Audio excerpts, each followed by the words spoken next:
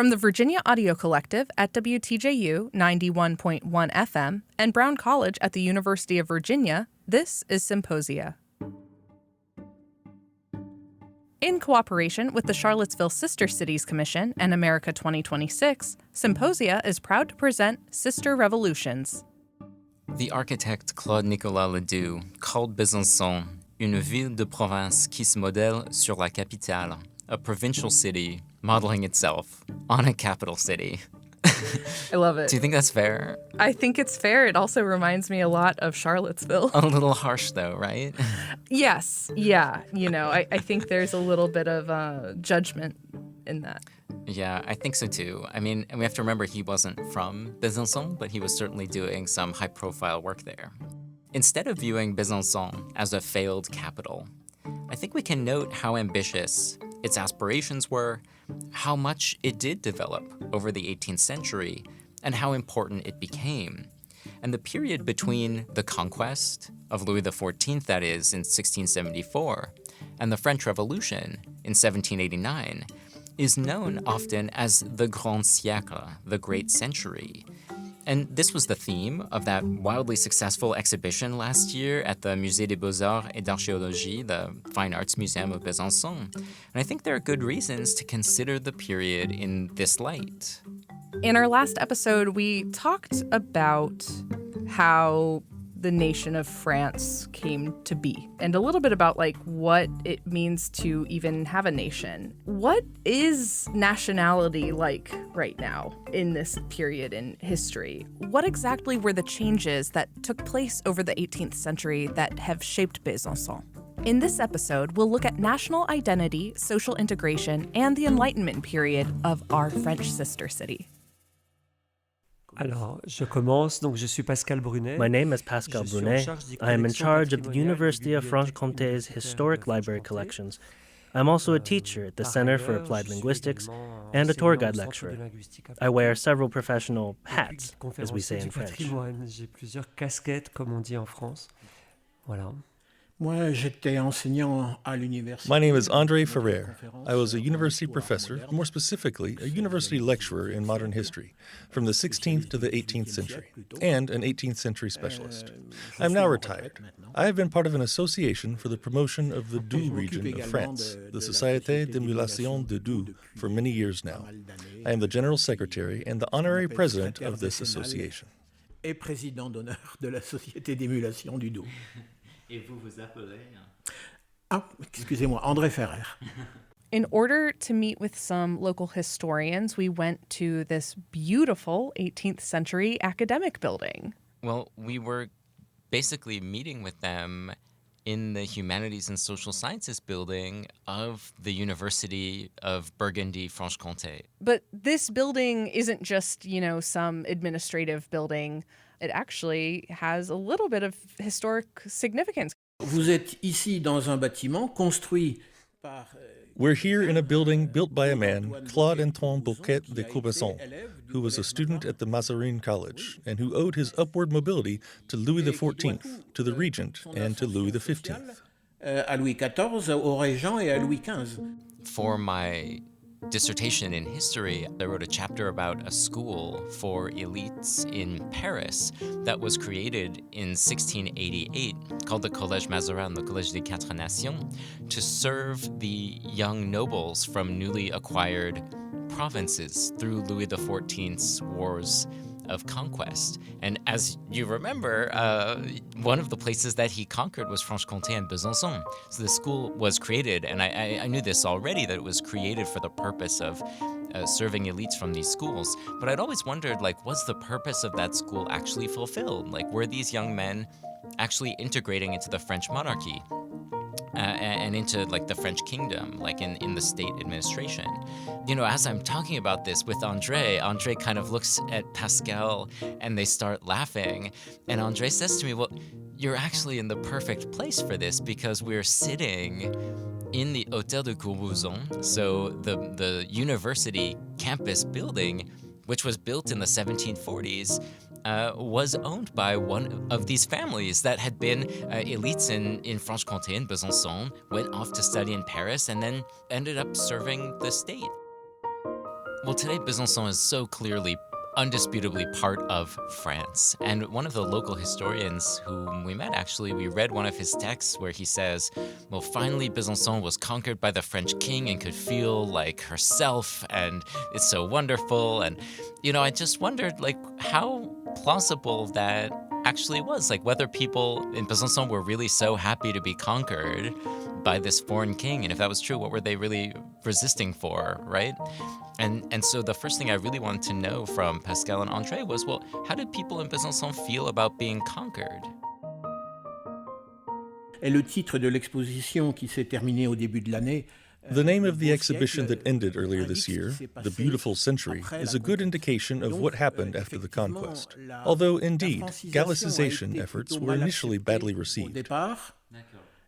Après, au moment de la Révolution, cette francisation, elle est déjà... In my opinion, Gallicization was much more successful at the time of the French Revolution. A political success, but especially an economic one. Gallicization was a difficult and progressive process, achieved by the time the French Revolution took place. Progressivement, mais elle est faite au moment de la Révolution.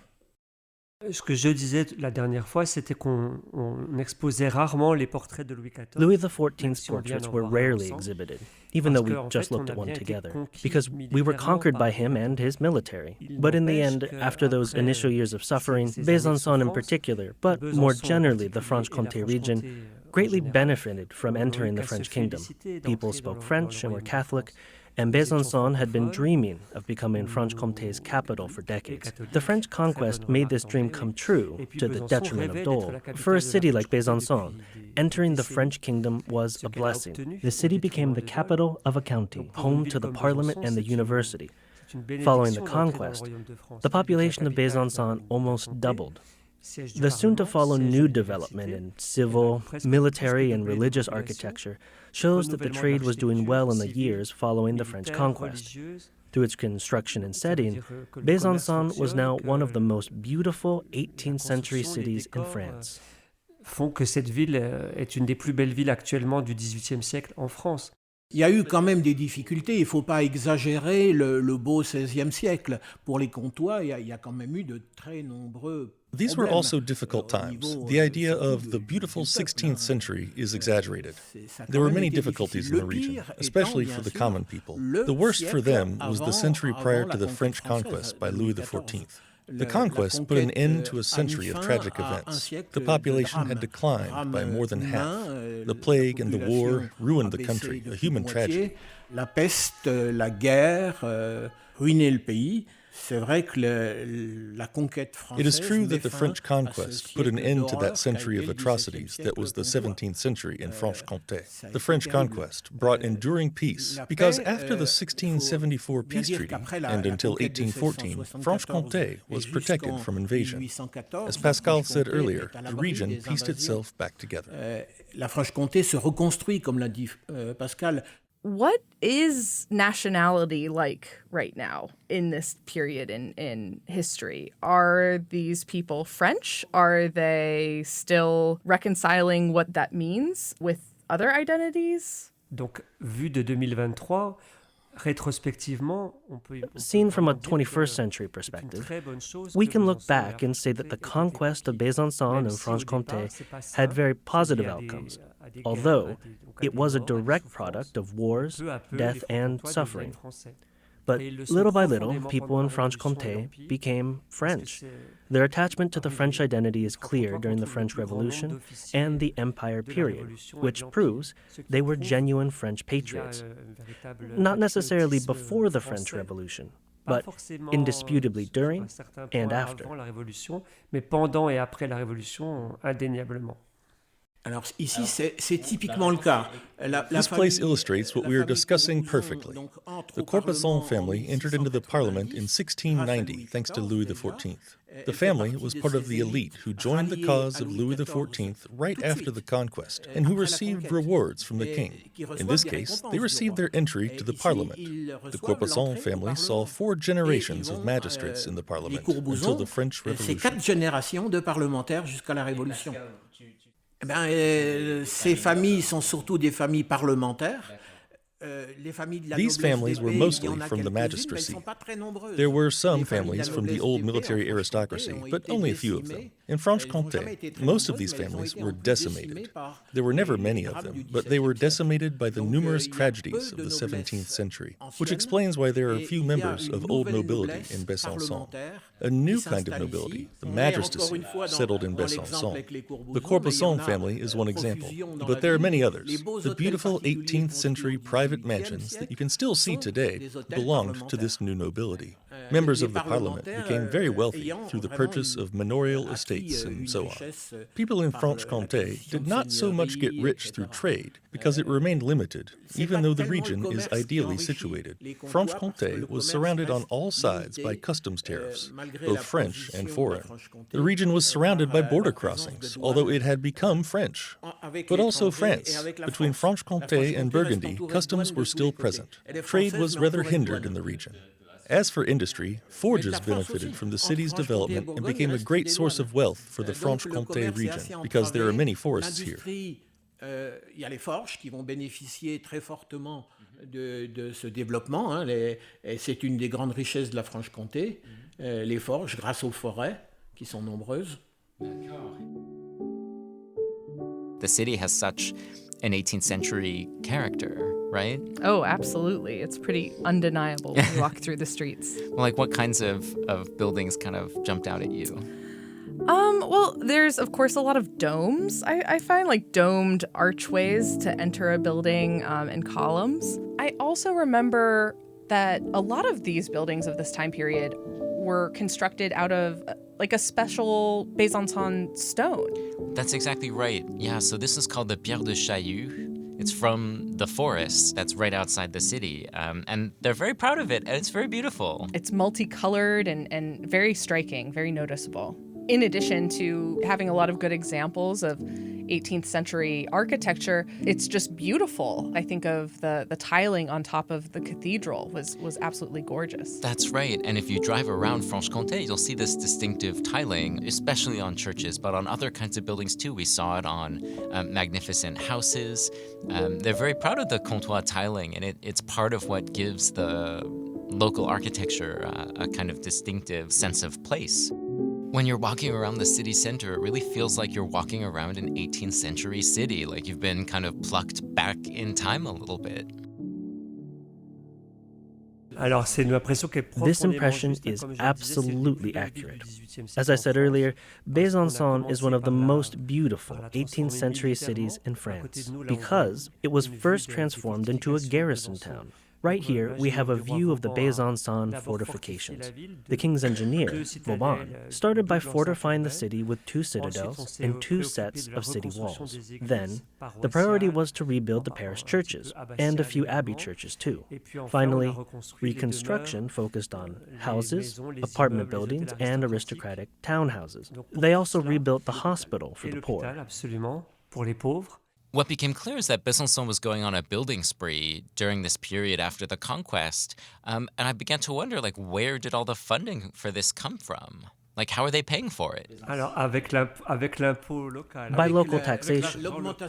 By increasing taxation. Taxes were a lot higher than those during the Habsburg period. For example, in order to build the city's fortifications. When Louis XIV transfers the parliament to Besançon, the city pays for it. When he transfers the university to Besançon, the city pays for it. When he has fortifications built, the city pays for it too. As a matter of fact, fortifications were paid mostly with the money paid by the city for the university's relocation. 150,000 livres went directly to the building of fortifications. The money did not stay in Versailles. It stayed here for the fortifications. The 18th century will also see a number of really important urban buildings like churches and convents and schools, kind of a religious nature, including the Jesuit chapel and the Jesuit college, the Saint-Pierre Church in 1784. And then, of course, a number of massive buildings relating to civil administration and cultural life, too. So the Pont de Battant, the central bridge on the site of a former Roman thoroughfare. We have hospitals. We have a grain storehouse. A grain storehouse is absolutely key, not just to 18th century provisioning, but to finance as well, as people would kind of speculate around the price of grain. the bureau finances of the Generality went up in the 18th century, and of course, an urban theater by Claude Nicolas Ledoux. Well, the story would end here if the Enlightenment were just about buildings, right? And of course, architecture is extremely important to the cultural efflorescence of the 18th century. But you have all this capital flowing into Besançon with new construction. You're going to have also an incredible growth in culture, and that includes ideas. So let's talk for a minute about Enlightenment ideas. A good indicator of this is the considerable success of Diderot and d'Alembert's Encyclopédie, not necessarily of the official French edition, but of the pirated edition. A great number of copies were bought in Besançon. Besançon was the city with the largest circulation of the Encyclopédie printed in Switzerland. So when we talk about the Enlightenment, are we talking about a time period, or more so like the grouping of these utopic ideas and attempts at them? Well, if you ask 5 historians, you'll get 8 different answers. The Enlightenment for me is a cultural and intellectual movement, maybe, or vibe in the 18th century in Europe, especially France. It's characterized by the belief in the power of human reason to solve social problems, to understand how the natural world works. It's scientific. And enlightened intellectuals turn to old institutions, like the church or the monarchy, with a new critical eye. They also believed in progress over time, like over history, that life is getting better and improving. This is kind of a fairly new idea, but the idea is that they talked about themselves as enlightened. They're not necessarily more reasonable than the 17th century, thinkers that preceded them. But this is a self-narrative. It's the way that they talked about themselves. And these thinkers and their readers all together developed challenges to absolutism and to the church, or at least what would become potent challenges to those institutions. At the same time, though, Enlightenment thinkers and Enlightenment culture depended fundamentally on patrons within the monarchy and within the state and within the aristocracy. So all of that sounds like kind of theoretical. What does this actually look like for the people of Franche-Comté during this time period? Well, what was so interesting to discover is that the kind of story that I just told you, this kind of bird's eye view of the Enlightenment and the on-the-ground sense of the Enlightenment actually come together really, really nicely in Besançon. Let me give you an example with just one book. So here's the story of the Encyclopédie as I learned it in graduate school from Princeton's historian David Bell. The French philosopher or kind of public intellectual writer Denis Diderot spearheaded a massive team to create what he called the Encyclopédie, the encyclopedia. I don't know, have you come across this text before? No. Sorry, I was shaking my head. Yeah. No. The listeners can't see you. So the first book deal was for 10 volumes. They could be purchased for 280 livres or pounds, which is a massive sum. It's like a third of the annual salary of a professor, right? The final project spanned 28 volumes. It cost almost £1,000, which is like, a year's salary for a classy person. And it was finished by 1772. It had almost 3,000 illustrations. It sold over 4,000 copies. It's one of the biggest successes in the history of French publishing. And the articles in it, they're not just factual, so some of them try to explain artisanal professions, like a YouTube how-to, kind of, to try to democratize knowledge. Other articles are plagiarized from other sources, either in whole or in part. Yeah, so it's like Wikipedia of the Enlightenment? If you read stuff about, Jimmy Wales and interviews with him, Wikipedia is also very inspired in some ways by this kind of a project. It's one example in a long, long history of attempts to organize and democratize the sum total of human knowledge. And like Wikipedia, many of these articles are not just factual, they're argumentative. And in this case, they could be incisive and polemical and very heterodox. And for this reason, the royal police lieutenant in France condemned the book formally. Yet, the head guy who's the main censor of the book trade, working for the crown, called Malesherbes, supported Diderot and the Encyclopedia project. So he actually hid Diderot's unpublished manuscripts in trunks in his own mansion, very, very famously, where the crown's own police wasn't going to go looking for them to try to protect all of this amazing work. And on top of that, the king's official royal mistress, Madame de Pompadour, because France is a country that has an official mistress for the king, had her portrait painted by the artist Maurice Quentin de la Tour. And in this portrait, he has placed the encyclopedia along with other Enlightenment bestsellers on the table next to her. So she's at the heart of the French monarchy. In some ways, she is the heart of it. And she's being portrayed with all of these books that you're not supposed to have or be reading. And so this story shows that even though this generation of Enlightenment philosophers really criticized some of these institutions like the monarchy, they had actually wide support in the ranks of educated statesmen and women. So what does this have to do with Besançon? The city with the most copies sold of the Encyclopédie, we think, is Besançon. So why? Partly it's because of an expanding upper class building not just these architecturally marvelous townhouses, but also libraries, filling their houses with books. It's also because of their close proximity to the Swiss border, where contraband books could be printed and then smuggled into France. And Besançon is kind of one of the first big cities that you get to across the Swiss border. In fact, one of these publishing houses, the Societe Typographique de Neuchâtel, the typographical company society of Neuchâtel in Switzerland, left behind a vast trove of tens of thousands of papers in Switzerland that the Princeton historian Robert Darnton has studied for decades. And so their archive has been an important source for understanding not just the publishing business, but what French people read in the 18th century, the relationship between reading and revolution. And so Besançon was on the front lines of these dynamics as a major market for contraband publishing during the Enlightenment. Wow.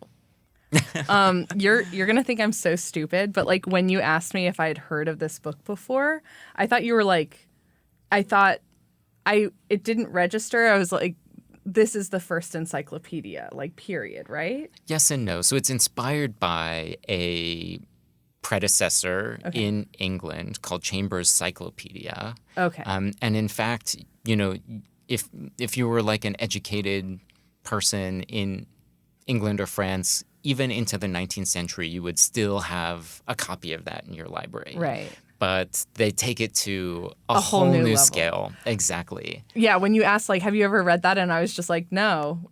I was like, not that particular, you know, like I only realized after I was like, oh yeah, I've heard of the encyclopedia. Like, sorry. Yeah, well, it's interesting. We actually have an amazing, unique copy here at the University of Virginia of one of the volumes of the Encyclopédie. That's a kind of publisher's correcting proof. Wow. So we have the kind of manuscript annotations that they had to do before it went into press of the proof. So we could see in real time almost the changes that they have to be making. Oh my gosh. It's really important for scholars. There were also reading rooms and obvious strong ties with Paris. Several members of the Académie Française came from Besançon. Strong ties with the French capital were developed by other important local figures, such as the Corbesan family mentioned earlier. But there are other families who adopt Parisian ideas, customs, fashion, etc. Besançon's elite made the connection between the city and Paris. So in addition to reading clubs and libraries, there are a few other examples of these kinds of Enlightenment cultural institutions that became important in the 18th century that we have great examples of in Besançon. One of them is the Champ Mars, or the Champ de Mars, the public promenade. There's actually a historian at the University of Chicago called Bill Sewell who's argued with reference to promenades in Paris that these are spaces in the 18th century during the Enlightenment of cosmopolitan exchange where people could kind of mix and mingle whether or not they were a commoner or an aristocrat and show off these latest fashions. So like the idea that we have these quick seasonal cycles of fashion is something that comes out of the consumer revolution during this period. So there's a massive expansion of popular luxury items and consumer goods across Europe, in part coming out of the raw materials sourced from their colonies. So sugar, tobacco, of course, indigo, but also silk and coffee. In addition to this, fashions, textiles, clothing, goods, umbrellas, hats, canes, fans, housewares, porcelain, all this kind of stuff. And a promenade is also a kind of social space where you can show off what you're wearing, right? And you don't necessarily have to be an aristocrat. You just have to have money, right? to make the most of that. But these are, according to Bill Sewell, important spaces for inculcating a kind of spirit of civic egalitarianism. Really in practice, to kind of feel with your body, being in a space among equals. That's important for training people to live in a democracy. So much like Freemason lodges or salons, except kind of through fashion and display and commercial exchange, these sites are really important. And Besançon had their own promenade here. We might underestimate how important that is because the promenade doesn't exist anymore. Right. But it was really important at the time. And it's as much a part of the Enlightenment as the encyclopedia. So what I'm hearing is like the beginnings of modern bureaucratic existence. Even though this is still happening under the monarchy, we're seeing a convergence between community and the state in these places. I mean, you've identified one of the central tensions and themes that historians talk about and write about in our courses and in our books.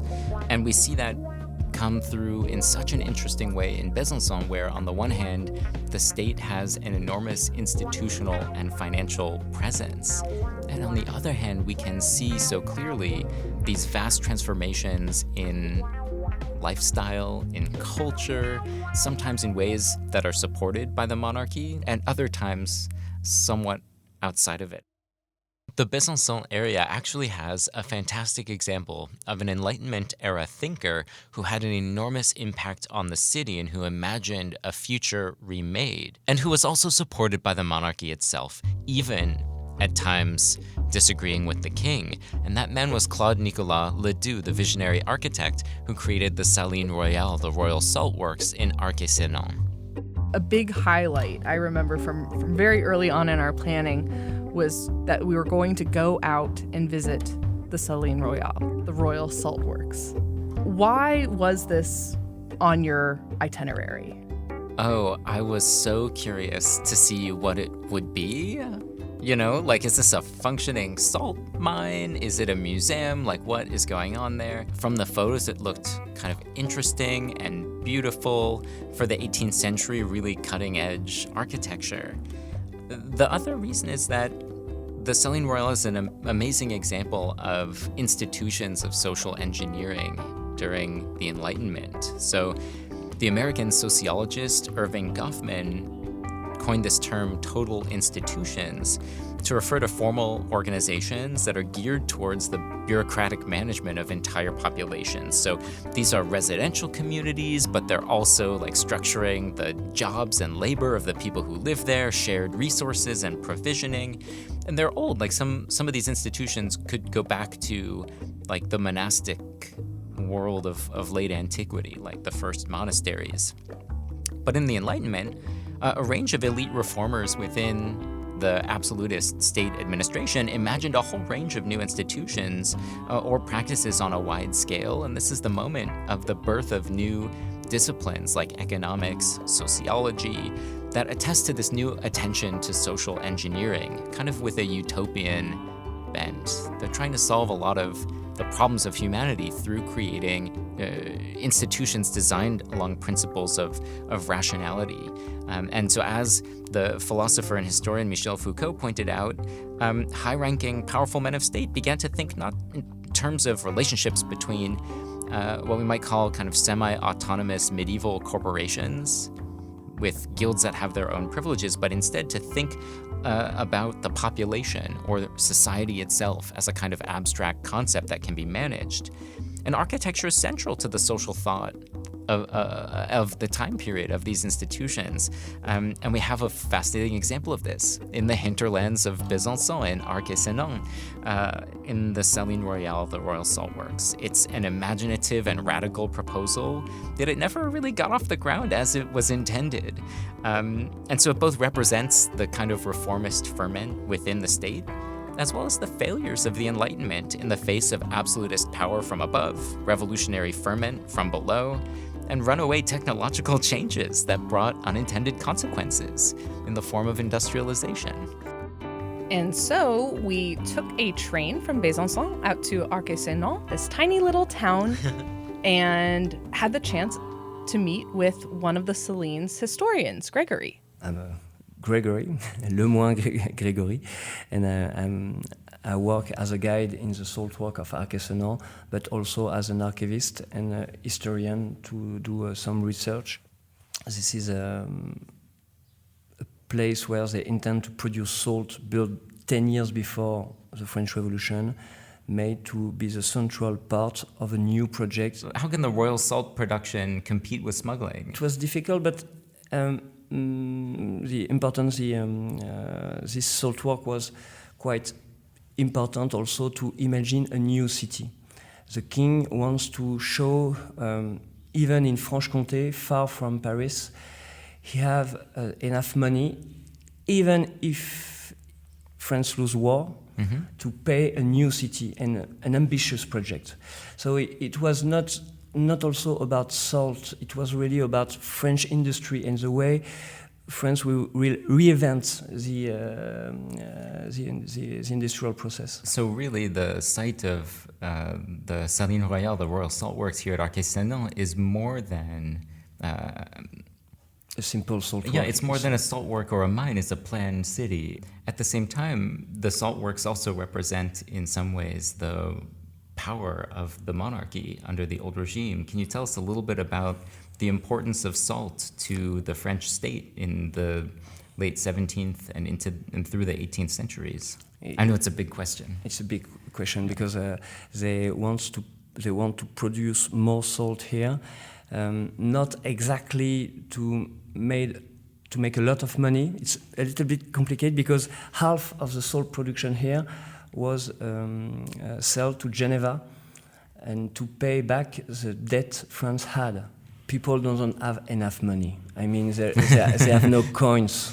Oh, it's a cash-poor economy. Yeah, there is, exactly. So to pay taxes is actually really very difficult. onerous because and this is difficult because when the salt taxes came, you can't pay with a chicken or bread, and if you want to do so, you will lose a lot of money because the salt taxes agent will say, okay, but it will be less than the price you will sell. So most of peasants don't sell their foods and their own production. They use it to live. So it was quite unpopular because especially in Franche-Comté, we don't have enough coins and French coins. The salt work wasn't the only industry, the only factory they want. They want to produce cannonballs, cannon, porcelain, glasses, and thanks to the Royal Forest of Chaux, because this is the second biggest forest in France, and there is also iron mines inside. So it wasn't... it wasn't supposed to be just one industry. Exactly. And we learned that iron is kind of one of the important industries of the region in the 18th century. Exactly. And it will not last during the 19th century, because in France we will prefer Lorraine, because there is some coal and some iron. In Franche-Comté we doesn't have coal, so... Okay, so it wasn't possible to just replace the wood burning. The fact that this place was built with the idea that wood will be the only fuel used for producing salt.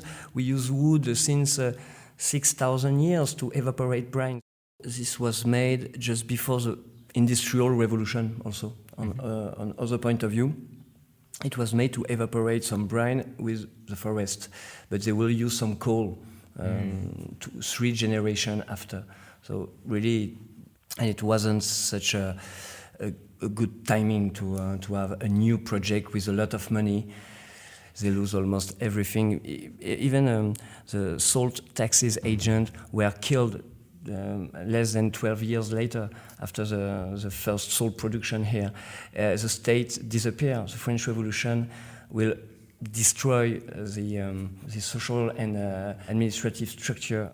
Still, the salt work produced salt during more than 1 century.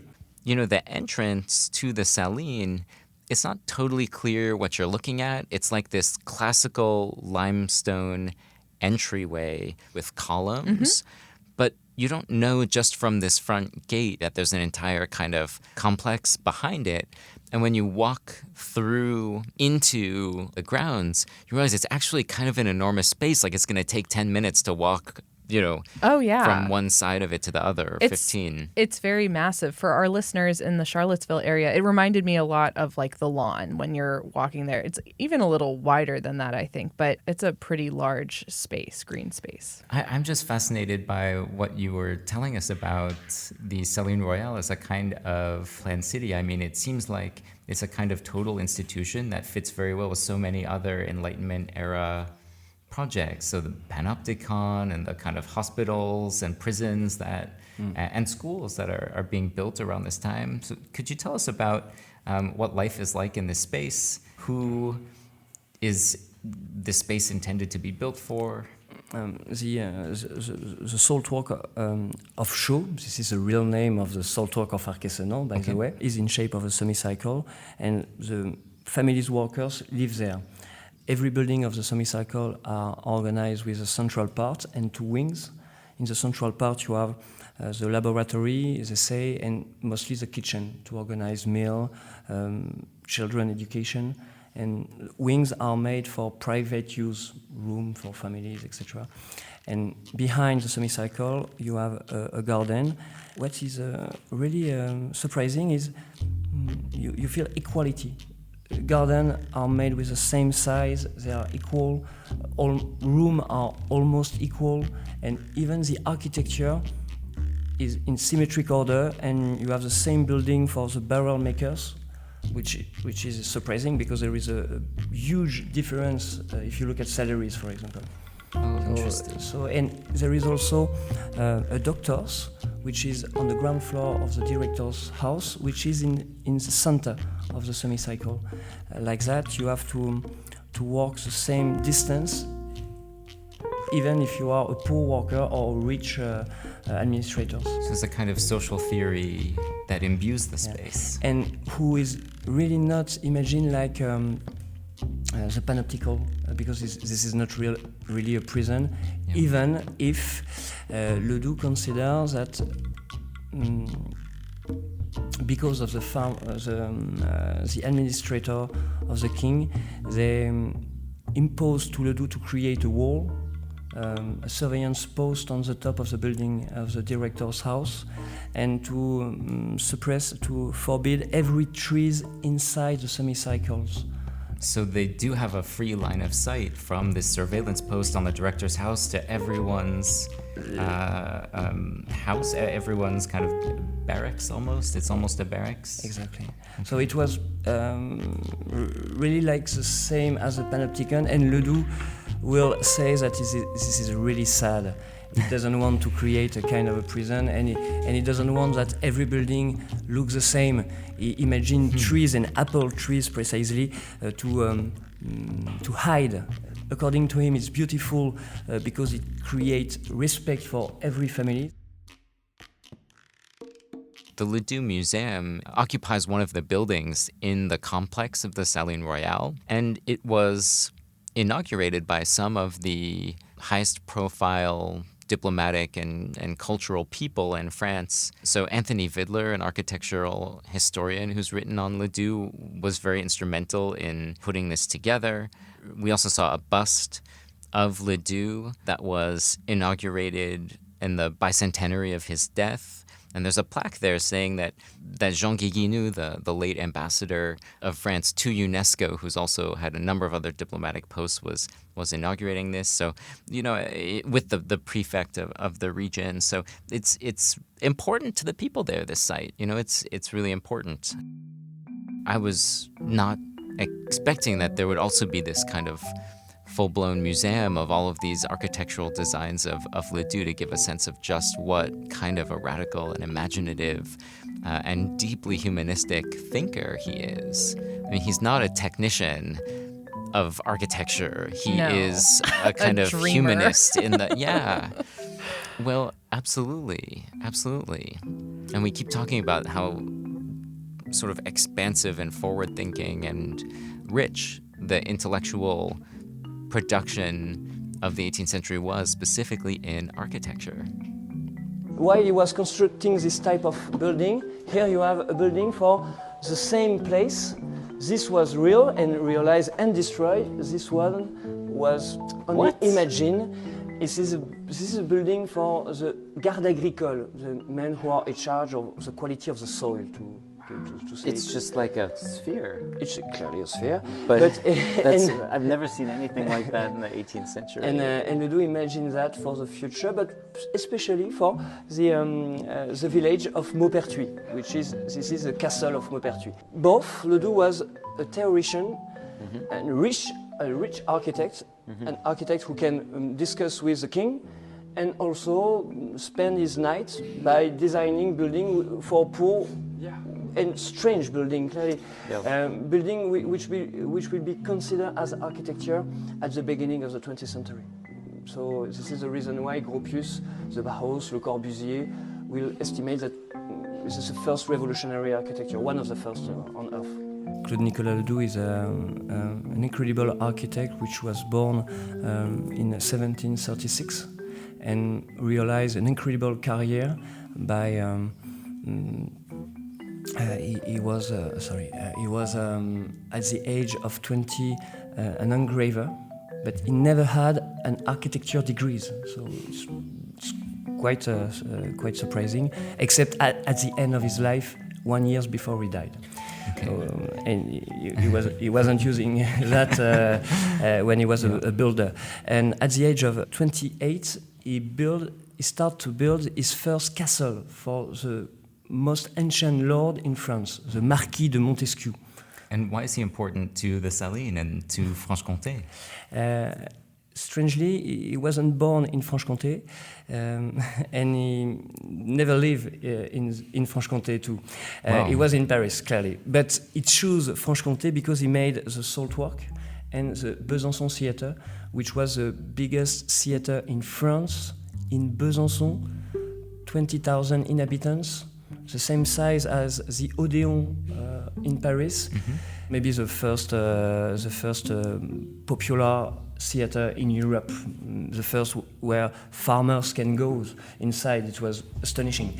And in our place, Salt Work, he creates a kind of a castle for workers with a beautiful architecture and gardens behind families, workers, free to use, and they are the same size for the gardens, the room, and the kitchen that workers will use. So there is a kind of equality in this type of architecture, which Ledoux considered revolutionary. So he wants for the future that people remember him not for the castles he made in France, not for the toll gates he made in Paris, but for what he made in Franche-Comté. We know a lot about Ledoux's work because he published one book and plans 6 books and engrave this type of plan for 4 books. So he only has the time to write one, but he wants to create a lot, and but he died too soon for that at 70. It's a philosophical book. Like as I told you, it was almost an epic poetry for Ledoux. It's philosophical, mystical, visionary, and he talks about architecture, social aspects, equality. But French people consider it's almost impossible to read it. Some art historians consider that this is one of the most genius book you can find. Some of them consider it's impossible to read, and he say everything, the contrary, and it's impossible to follow. It change subject all the time. If you choose to read this book, you become an apprentice, and you have to work a lot and to do your homework to understand that. So it's a game Ledoux wants to play. And before the French Revolution, it wasn't so surprising because many philosophers called libertins write in a really complex form to be sure that censorship will not destroy their masterpiece, their book. It was very inspiring to walk around a museum and hear how he wanted to take architecture and sort of use it to socially engineer a better society. You know, some of it feels fantastical, but some of it feels achievable, and I really got a sense of that inspiration of the Enlightenment, this idea of like, we can do better than what we're doing, and all we need is to think about it a little more. And we can organize a kind of total system. Right, exactly. To engineer this with precision. Here's architectural historian Pascal Brunet. Alors, l'influence de Claude Nicolas Ledoux, elle est magnifique. Nicolas Ledoux's influence is obvious. First, in the city, he built the counterpart to the Royal Salt Works, which is the theater, a performance hall, and which directly resembles the Royal Salt Works through its plans, its orientation, especially its perfection of sightlines. And of course, its beautiful and original aesthetics was very influential on architects, such as Alexander Bertrand, an architect from Besançon, who was a major figure in public and private architecture, but also on places such as the Montclair Castle that we visited together. For these reasons, contrary to popular opinion, Ledoux wasn't a meteorite that no one saw, but someone who was obviously influential. Although the Saline Royale no longer produces salt, the space has undergone a lot of development in recent years. Ledoux's vision of a planned city is no more, but the Saline is used for a multitude of artistic and communal activities in a way that calls back to the Enlightenment philosophies that designed it. This is the first year since the Saltwork is a museum that we occupy every building. Oh, okay. And this is the last part of the working. And it's long because for us it's five years of truck. Maybe they'll listen to the podcast and say, yes, we need Ledoux would have wanted a pool.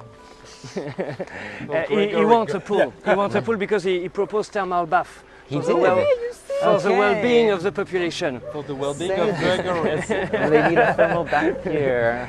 That's your territory. When we first got off the train in Arc-et-Senans, we came across an adorable dog just in the middle of the street, and we quickly found out this dog's name was Biscuit, Biscuit. I guess one of the nice things about dogs is they're also an excuse to meet people. And in this case, it was fantastic because we were able to ask, the owner of Biscuit, what is it like to live in the neighborhood of the Saline Royale? And that led to just an amazing conversation and, of course, a wonderful lunch together during our visit. Here's the very hospitable Yves and his wife, Sarah. So I'm Yves.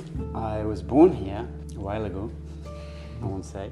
So when I was a kid, it was nothing like what it is now. There was no museum. I don't remember being that touristy at all, because I think you could visit it in summer, but I don't think there was an entry fee. It was that someone had a key or something. I remember coming, as I said earlier, with my bike and riding around inside, and there was no one.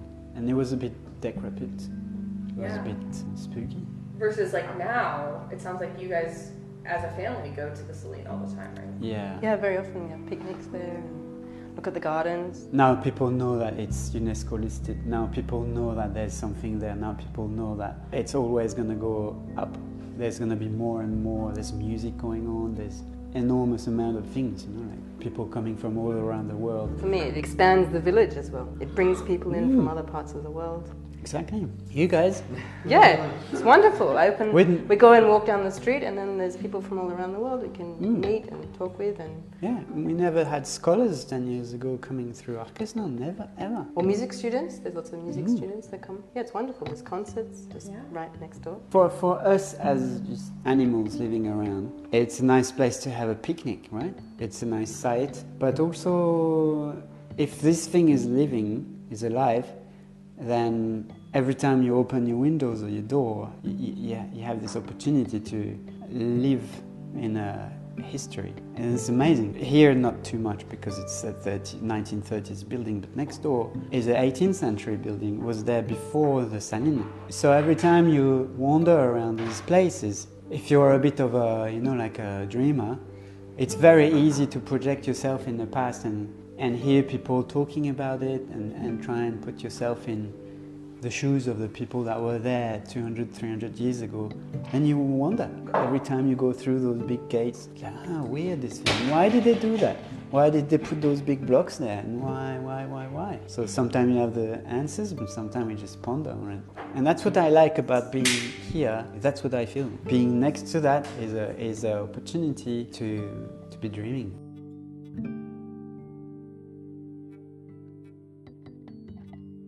I imagine so many of the visitors do have experiences visiting 18th century sites, but it's visiting chateaux. And so these are, usually custom architected sur mesure by the aristocracy. What do they learn at the Royal Salt Works that they can't learn from these other historic sites that have been preserved from the 18th century? This site appears like a French chateau from the 18th century, but it was clearly made for workers, for families, for most people which are modest, quite poor if you consider the architecture. So this is the contrast in between the rich architecture and the simplicity of people.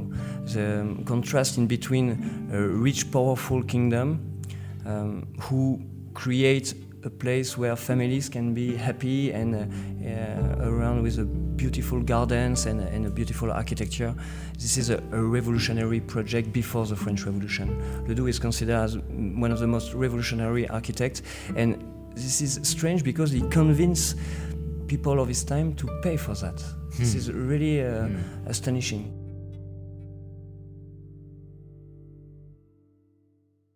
As much as we don't see signs of people in Franche-Comté being really upset about the monarchy, we didn't hear tell of a lot of stories of people saying, like, we got to get rid of this whole system.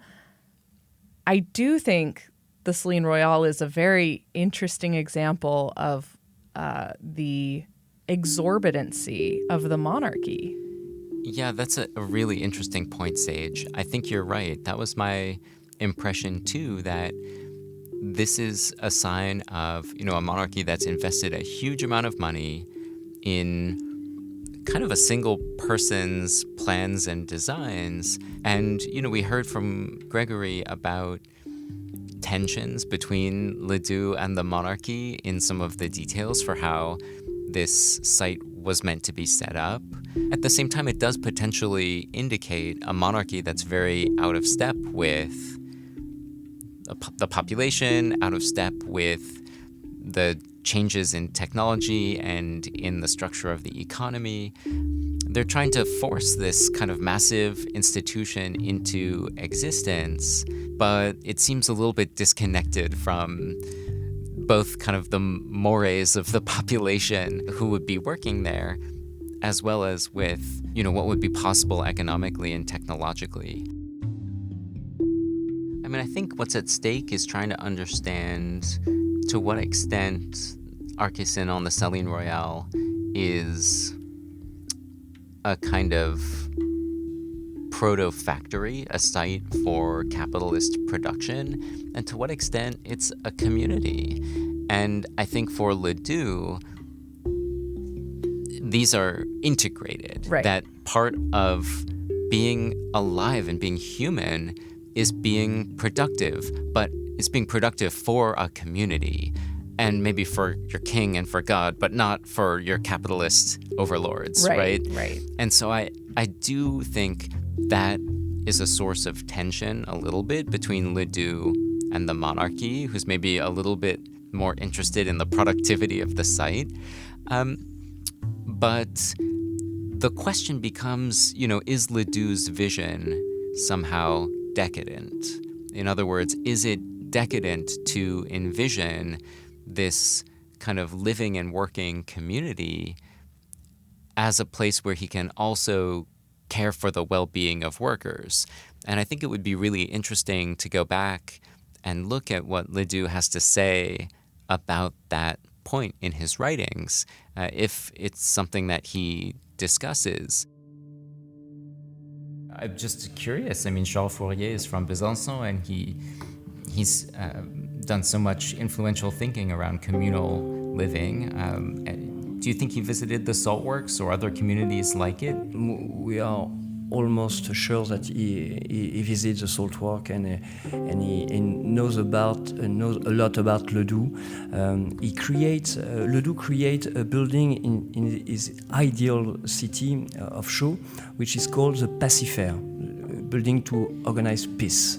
And he explained peace to organize justice in peace. And the suffix "er" in French is never used for positive word. We only use it for negative. Can you give me some example? Somnifère, mortifère. What's a mortifère? Hugo, ça va t'amener à la mort. Okay. Mortifère. Yeah. So Ledoux imagined a lot of new words in Greek, in Latin, and in French. So he created Pacifaire, and he explained that we have to create new word with "er" in French. And Charles Fourier gives the name to his main project, Phalanstère, and it's not quite a hazard, it's really inspired by him. Charles Fourier was really also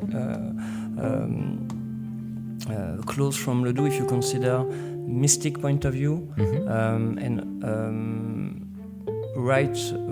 civil right for women, equality for women in cities.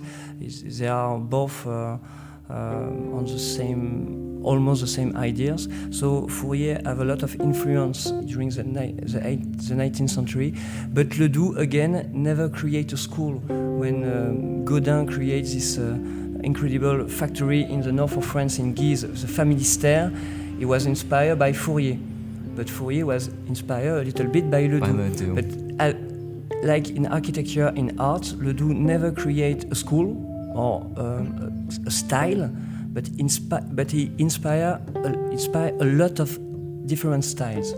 Gropius, Le Corbusier, René Magritte, Louis Kahn, a lot of architects which are really considered as avant-garde. Before we went to the Saline Royale, I wondered how it might fit into our story, because it's not technically in the city of Besançon. We're, almost about half an hour away from it. And it occurs to me that, because Ledoux also built this incredible classical theater in the Enlightenment in the city of Besançon, they really do kind of go well together, especially considering how important the forests and the salt production were to the economy of the city, that this is kind of contributing to what the city can stand on. Another takeaway for me, and this was something I started feeling at the Citadel, was just, this idea of renewal of these old spaces. They're having a second life. Well, I think the lawn is a really interesting parallel to what is kind of this entire planned neoclassical complex that's supposed to be a kind of functioning, living and working environment. It's another example of a kind of Enlightenment era total institution. And although, UVA is maybe a couple decades later, Thomas Jefferson is really working in this kind of a paradigm. This is the kind of place that he maybe has in mind, one of these total institutions that he's modeling UVA off of. I mean, we think a lot about the academical part, but we don't think as much about the village part. Right, So what does it mean for UVA to be a village? Right. What are the values that it stands for, but also what are the kind of institutional and political ligaments that hold it together? That's not so much a part of the conversation, but maybe it could be. It reminded me a lot, actually, of like a compound, like a military compound, where there is a building for a certain activity and then another one that's completely dedicated to something else. There's the barracks, the canteen. Yeah, exactly. And once again, here's Pascal Brunet. Le lien, c'est le néoclassicisme. The connection between Besançon and Charlottesville is neoclassicism, the wish to go back to ancient architecture. Thomas Jefferson was, as we know, the U.S. ambassador to France. He deeply admired this taste that was developing, especially in Paris, but more generally in France during this time here. He brought back to the US this love for architects like Andrea Palladio, for ancient Greece and Rome, into his Monticello estate and his magnificent university. The University of Virginia is also an homage to the Marly Royal Palace and its system of pavilions, which were supposed to represent the solar systems. So, Thomas Jefferson was a man both deeply francophile and francophone. Profondément francophile et francophone. It really seems like the 18th century in Besançon is characterized by economic growth. It's characterized by beautiful new architecture and works in the arts, as well as its integration into France. You know, Ben, it occurs to me we're only a couple of years off from a massive and bloody revolution. Right. How exactly does it go from being this lovely Enlightenment period to war? That's a great question. Let's go find out. Sister Revolutions is a limited-run documentary series made possible by the Charlottesville Sister Cities Commission, Brown Residential College at the University of Virginia, and America 2026. You can learn more about each of these organizations on their websites, CvilleSisterCities.org, browncollege.virginia.edu, and america2026.eu. Sister Revolutions is produced and hosted by Dr. Benjamin Bernard and Sage Tanguay, with production assistance from Sophia Moore, French transcription and translation by Oriane Guiziou-Lamour, and English voiceover by Nathan Moore and Louis Reining. The music in this episode was provided by Blue Dot Sessions. This episode featured interviews with André Ferrer from the Societe d'Émulation du Doubs, Professor Emeritus at the University of Burgundy, Franche-Comté, Pascal Brunet, Public Architectural Historian in Besançon, Gregory Lemoine at the Royal Salt Works of Arc-et-Senans, as well as Sarah McDonald and Eve Algazi. We'd like to extend a special thanks to Elizabeth Smiley of the Charlottesville Sister Cities Commission, Bertrand van Rumbeck of America 2026, Professor Ari Blatt, Chair of the University of Virginia French Department, Florent Verguet, Head of International Relations for the City of Besançon, and Hugo Tudik, Associate Director of the University of Chicago Center in Paris. Sister Revolutions is hosted by Symposia, a production of Brown Residential College at the University of Virginia, and the Virginia Audio Collective at WTJU 91.1 FM.